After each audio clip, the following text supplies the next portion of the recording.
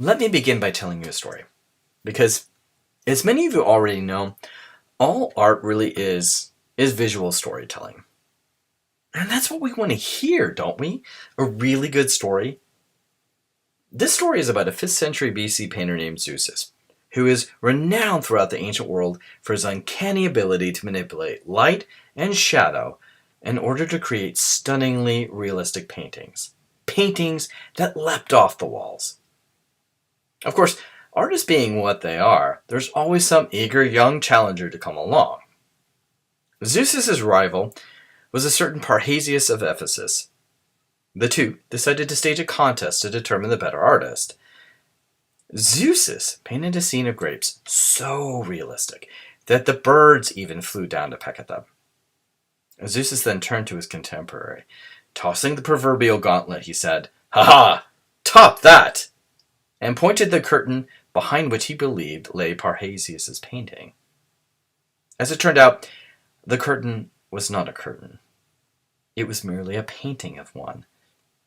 It was an illusion. The trophy went to Parrhasius, for although Zeus had fooled the birds, Parrhasius had deceived the great artist Zeus.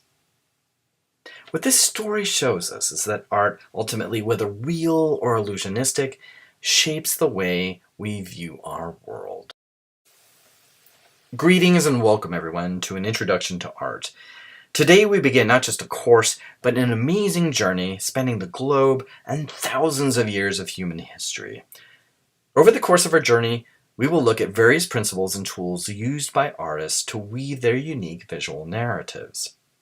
By the end, you will begin to recognize the techniques of artists, develop a sense of visual literacy, and be able to fashion your own opinions about what is art. As you can see, I've chosen Gardner's Art Through the Ages as a companion for this course. That is because rather than taking a thematic approach, I feel a historical approach helps ground students in the development of styles over time. Today's talk, entitled Principles of Art, aims to acquaint the viewer with several key terms necessary for navigating this course. Our objectives appear in all caps, and key terms are highlighted. As you watch the lecture, feel free to pause, take notes, rewind as many times as possible. Now, let us begin with a seemingly simple question. Art. When you say the word art, what is the first thing that pops into your head? For many, it's big museums or fancy galleries where highbrow intellectuals come together and engage in a storm of superfluous hyperbole. We tend to place art on a pedestal, don't we? It seems distant, impersonal. It uses a lot of language I don't understand, and you may be asking yourself, what is the point of studying art? I just don't get it. Art is not for me. But this is simply not true. Art matters to everyone. Whether it's the hand drawing you did as a child in grade school, or the color in your bedroom, or the clothes that you wear. The fact is, art pervades every aspect of our daily lives, and like the tale of Zeus, it suggests that art has the power to alter the way we see our world. Just travel to downtown Austin and you'll see what I'm talking about. Businesses use art to promote products, using everything from sculptures to billboards to the very architecture of buildings. The Walt Disney Concert Hall, with its cacophony of silver shapes, suggests edgy, futuristic, moving forward imagery. The Colosseum in Rome, with its ovaline structure, is meant to communicate a departure from Greek ideals, and a new form of architecture meant to provide gladiators with enough space to provide maximum entertainment. We're constantly bombarded with visual culture, and it is always designed to elicit a message. Art also holds up a mirror to the culture that produces it. It lends a voice to the norms and ideals of that culture. For example, here's Delacroix's famous Liberty Guiding the Revolution, where we see a classical image of a goddess-like figure, Venus almost, trampling over the bodies of the fallen. Notice the strong attention to diagonal lines, creating an energetic piece that inspires, but also opposing lines that suggest conflict. Art can also reveal how ideals and styles change over time. For example, here's some samples of the ideal figure, starting from the New Kingdom in Egypt and cycling through the archaic, classical, and Hellenistic periods of ancient Greece. For the Egyptians, as the Greeks, the ideal form was close to that of the gods. The statue on the far left is that of the pharaoh Akhenaten. However, it's non-traditional.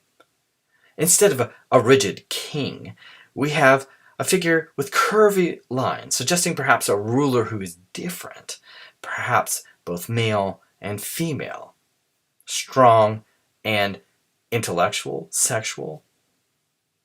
The second figure we see is a kouros. That's the Greek word for boy. Again, it has this kind of rigid stance. And the Greeks, of course, who had frequent contact with the Egyptians, borrowed their canon of proportion from them. Notice the archaic and cartoon-like smile. Next, we find the famous Critias boy.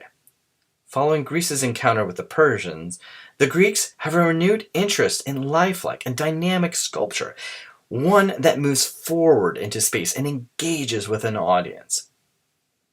We call this the contrapposto pose, with one leg leaning forward and the other one drawn back.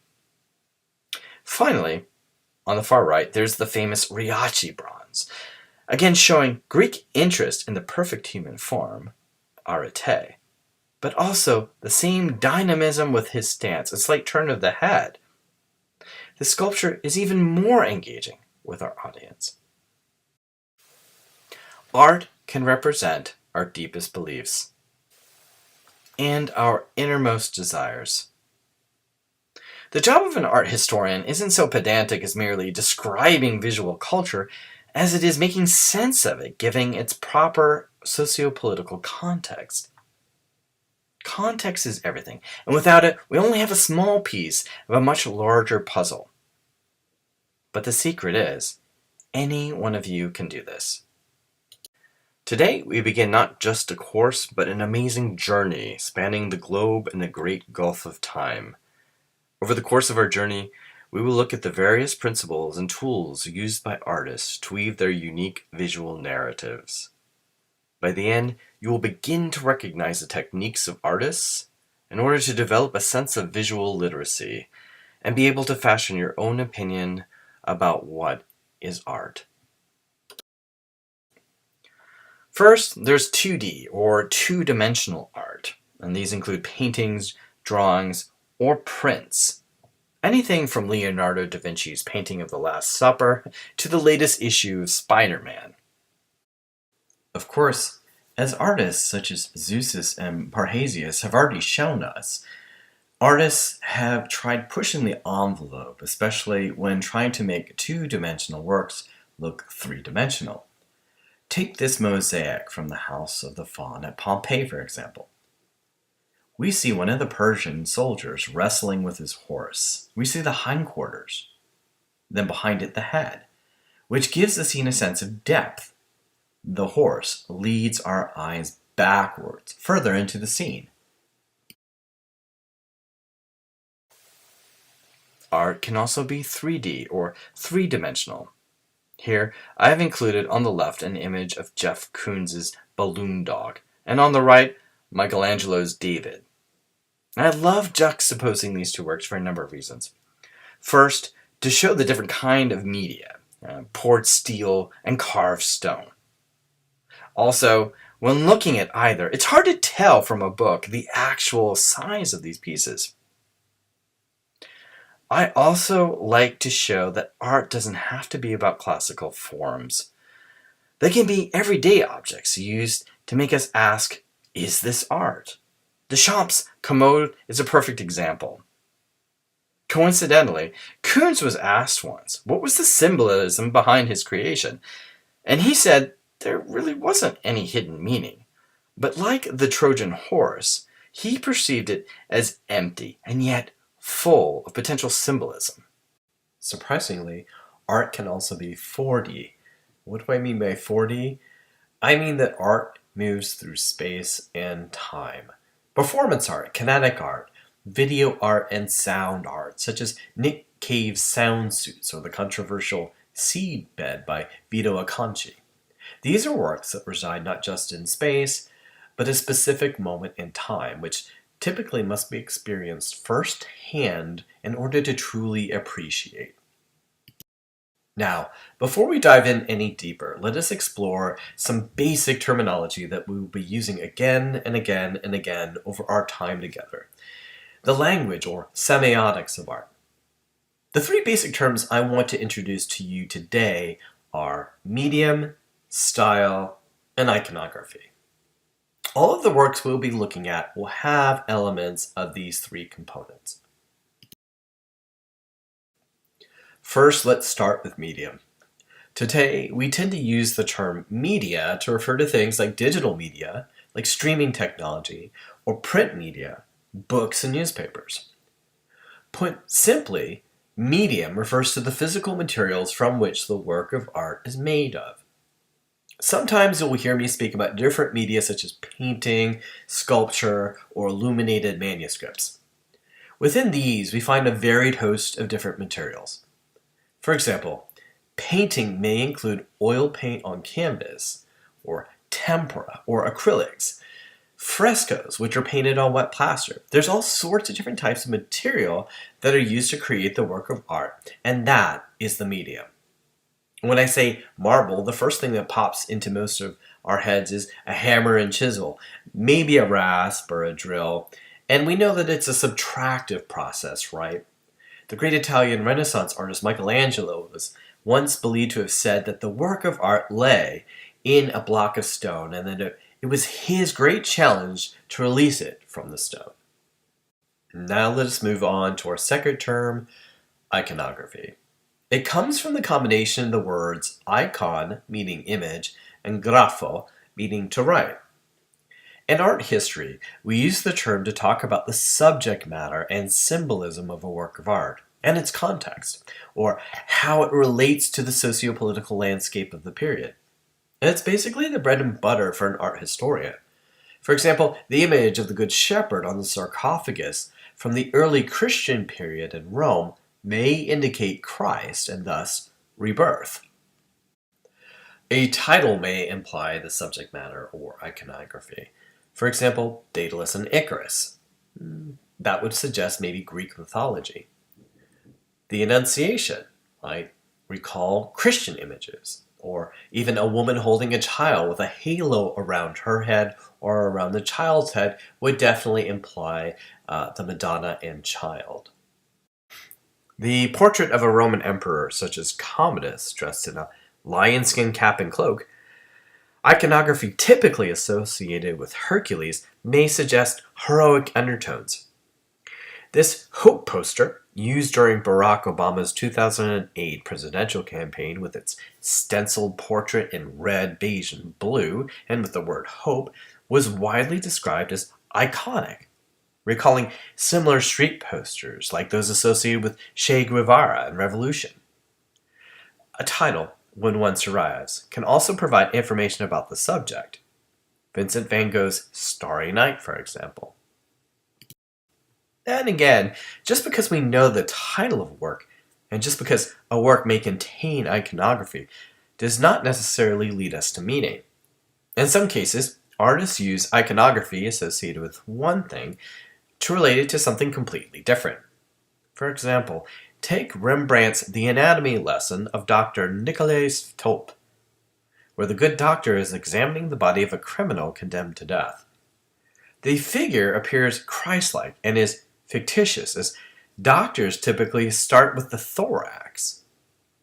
Not everyone agrees that the body resembles Christ either, and so scholars often will argue one point of view over another using similar iconography in history. Now we come to one of the most loaded terms in art history, and that is style. Style has come to mean so many different things over time, but put simply, Style is the distinctive manner in which the artist uses visual elements. What are these elements? Well, on the short end of things, we have color, light, shadow, shapes, and space, the things we're kind of looking at and talking about in this section. What makes style hard to define is pinpointing its exact origins. Styles come and go, and they rarely develop in a vacuum. They're ultimately informed by the individual artist, but also by his or her own culture, something Derrida referred to as habitus. And the cultural milieu of the day changes. Some artists imitate, apprenticing under other great artists, and thus tend to mimic their teachers, while adding their own little flourish. Think of when you were a young child learning to speak. You probably adopted the intonations and manner style of your parents, or your siblings, or your guardians, the people who you were closest to, who you observed. Styles help define an era, but they are by no means absolute. For example, while a great deal of art in the Italian Baroque uses straight lines, Venetian artists like Titian begin to experiment with loose brushstrokes, which will eventually inspire artists like Rembrandt and give rise to the painterly style. The pointillism of Georges Seurat and Paul Signac was a technique born of Impressionism. So styles range across time and across space. One of the hallmarks of the Baroque period was its austere subject matter and choice in iconography. Religious scenes from the Bible typically find their way into paintings. But we also find a style that tends to favor high contrast color combined with chiaroscuro. Take, for example, Caravaggio's stunning Calling of St. Matthew. In this scene, the light of God penetrates a dark chamber where Matthew is shown bathed in light. Caravaggio not only uses light, but also a mannerist style, that is, the emphasis on gesture, to weave a particular narrative. Notice that all the figures around Matthew seem to be pointing to him or leaning towards him, guiding the eye of the viewer to the figure who has his head down in avoidance of his calling. But there is no mistaking who the subject of our story is. Other artists tend to play with complementary colors.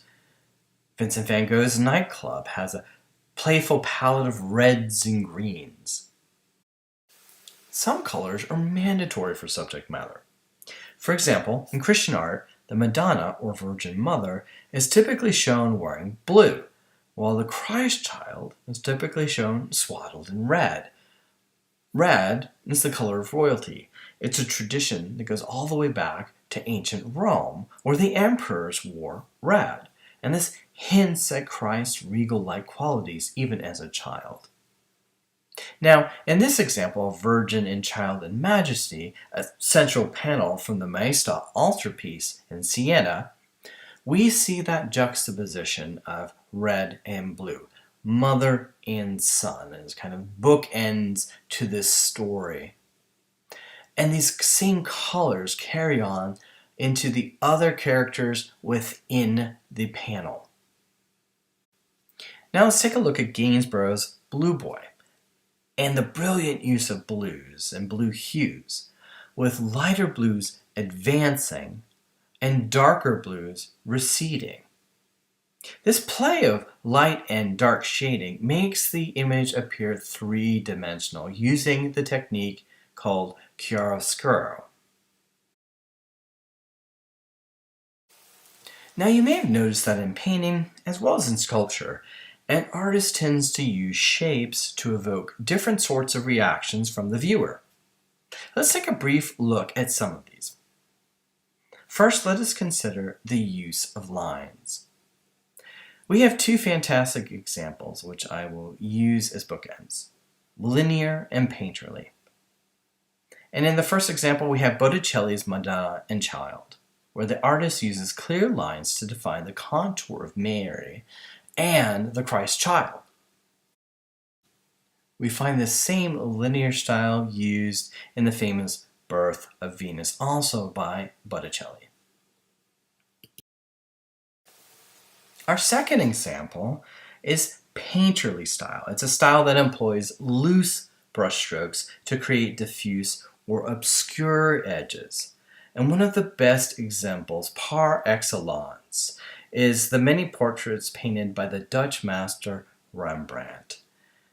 In front of you, you see Rembrandt's self-portrait and the use of those loose brushstrokes. Now let us consider the directionality of lines. And these fall into several categories: horizontal lines, vertical lines, diagonal lines, and curving lines. And each one has a slightly different effect on the viewer. Our first example is a landscape painting by Canaletto, the Molo, as seen from the San Marco Basin in the Louvre.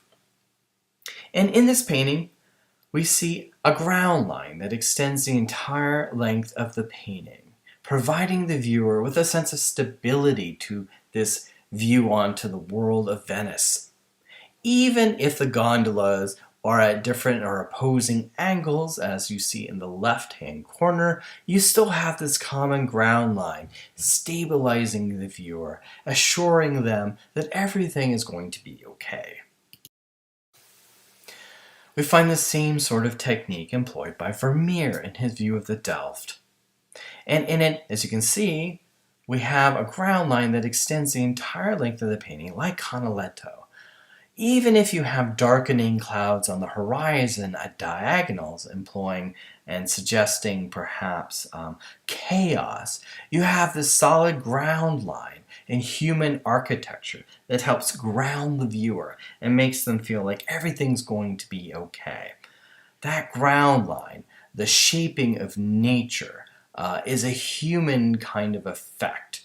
And so you have this juxtaposition of the curve of the river representing the wild force of nature and the civilizing force of that ground line and the port. Next, we move to the vertical line. Vertical lines tend to lift up the eye, creating a sense of spirituality and serenity. If you've ever been to a Gothic cathedral, chances are you've experienced the uplifting quality of the vertical line and the massive columns carrying the eye ever upward towards the heavens. Some good examples, of course, can be found at Sainte-Chapelle in Paris, the King's Chapel, or Durham Cathedral. Next, we find an example from a medieval manuscript of a young courtly woman reading a religious text. And we know it's a religious text because we can see a historiated initial in the corner, in the upper left-hand corner, and it's wrapped in a special kind of fabric to keep it safe. Now, behind her, whether the scene is real or imagined, we're not quite sure, but we see a cathedral with all of these columns going up towards the heavens and juxtaposed with the figure who is sitting upright and has this conical hat that is very straight and vertical, then has a nice kind of interplay between the two, suggesting the text, like the church, lifts the young woman up to the heavens. Our next example is the diagonal line. And this is often used to express some sort of energy or dynamism, or even antithesis. Take a look at the following examples. So first up, we have this famous bas-relief from the Temple of Apollo at Bassae. And they depict the mythological battle between the Greeks and the Amazons. Here, the famous hero Achilles on the left leans forward, while the Amazon queen, Penthesilea, recoils, leaning back. But her arm is thrust forward. Another Amazon to the far right and behind her leans forward. The combination of Achilles and the two Amazonians creates what we call chiastic symphony. You can see a giant X shape that causes the eye to pause, even consider the intersecting and opposing lines. Visually, it doesn't get better than this. Another brilliant example is the Laocoon statue group, attributed to the artists Agasander, Athenodoros, and Polydoros of Rhodes. According to the poets Homer and Virgil, the priest Laocoon, who is wise to the trickery of the Greeks, tried warning his fellow Trojans about the impending disaster with the horse. But he was thwarted by Athena, who sent a pair of dragons or serpents from the nearby island of Tenedos to silence him and his sons by dragging them into the sea. At the center of the group, Laocoon wrestles with the serpents, his arms and legs twisted one way and another, creating strong opposing diagonal lines. His sons frame him with additional diagonal lines, carrying on that same kind of chaotic energy that is part of this group, and which the viewer would definitely have picked up on. There is strife, there is agony, and this is also carried on in the expressions in the face. Laocoon has that typical barbarian kind of gaze. He has to lose his stoic composure and screams out in pain, as well as his sons. One final example is the sculpture of the dying Gaul from Pergamon. And in this piece, the sculptor has portrayed this warrior in the last moments of life. We can see a stab wound on his side and blood trickling out. He is in those last few moments of life, and as the sculptor is suggesting, it's not an easy go, right? He's not laid down yet. There's something keeping him back. There is a kinetic force. That diagonal line enforces it. And you can see also an opposing diagonal line in the leg. So whether he's given up or whether he's not, we're not quite sure, but something is amiss, and the viewer picks up on that just by the position of the limbs of the body. Okay, so now I'm going to talk about space, both architectural space and illusionistic space.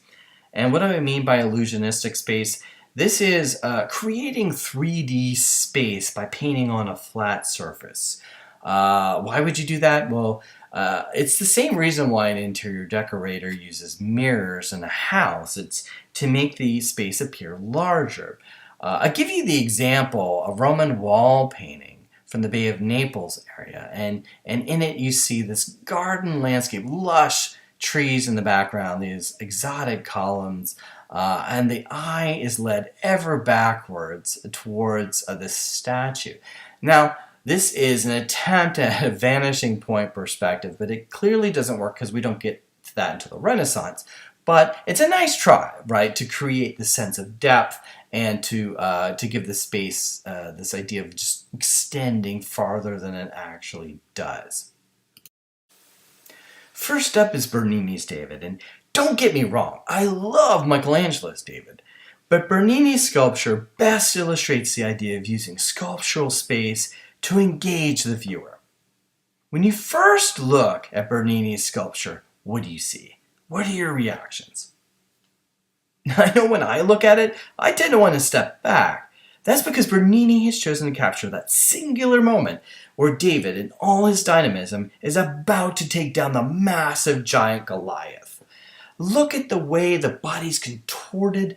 You can see he's beginning to wind up his sling for that final throw. His face is puckered. He's holding in his breath and about to release the bullet. Now, Michelangelo's version seems to be reflecting a more classical style. It's all about the pose, isn't it? A kind of stoic pose. You tend to feel David is simply showing off his body, and Michelangelo showing off his talent for reproducing classical models. But it hardly seems like David is in trouble. More like he's just stepped off the catwalk. But with Bernini, you feel the tension in the body. You feel David's plight. He honestly makes the marble come alive and tell a story. That same storytelling is alive in Bernini's Apollo and Daphne. Here, the lustful god Apollo is chasing after his latest conquest, the lovely nymph Daphne. And at the pivotal moment where he almost catches her, she's magically transformed by her father into a tree in order to protect her virginity. At that same moment, one feels both a sense of agony and ecstasy as Daphne screams out. Almost in a mannerist way, Bernini has captured this, and Apollo gasps as he wraps his hands around her body and watches her fingers transform into branches and leaves. Daphne's body twists, her arms branch up like a tree. The billowy folds in Apollo's tunic lend a sense of realism. He's really running after her, chasing after her. And his hand sinks into the flesh of Daphne. This is one of the hallmarks of Bernini, is making you feel like the stone isn't even there. It's real flesh.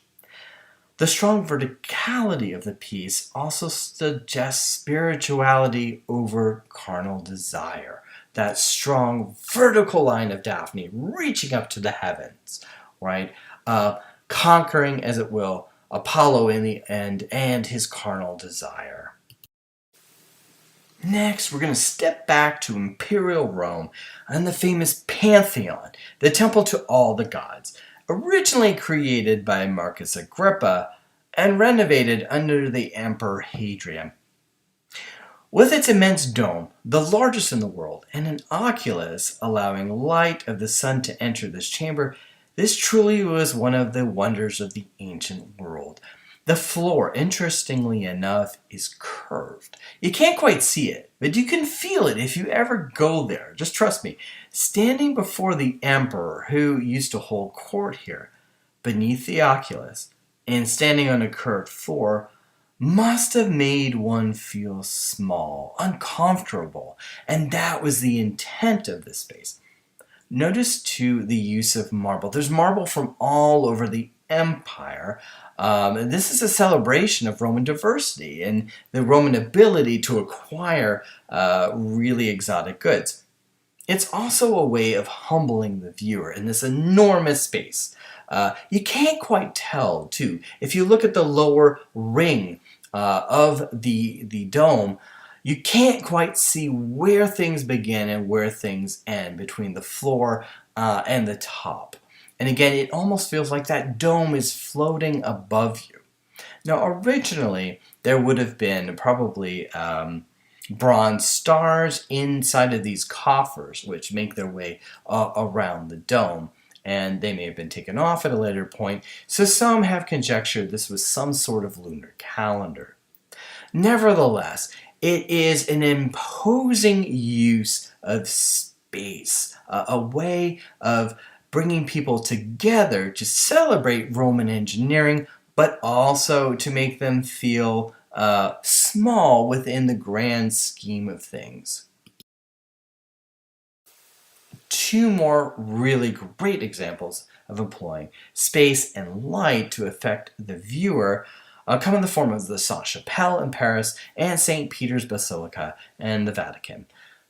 Now, the Sainte-Chapelle is the King's Chapel. It was constructed by Louis IX and his mother Blanche of Castile, originally to house the sacred relics of Christ, the thorns from the crown of thorns, which had been acquired by Louis.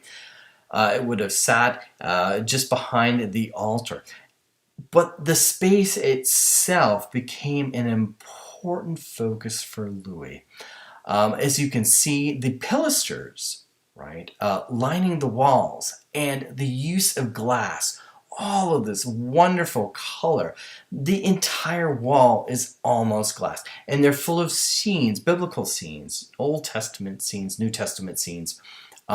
It allows light to penetrate this chamber. There's not a space in here hardly for any shadow.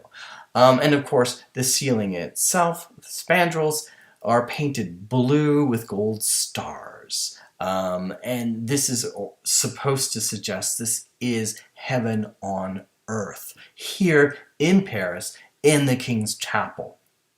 So, in this sense, Louis has created a mythology around himself and around his kingship, right? He is inheriting the power of Christ. And of course, on the right, we have St. Peter's Basilica with its wonderful use of marble and light penetrating through the window with the dove, illuminating the floor. And it's just a celebration of space. It's massive. If you go there today, chances are you'll get lost, even with the huge crowds.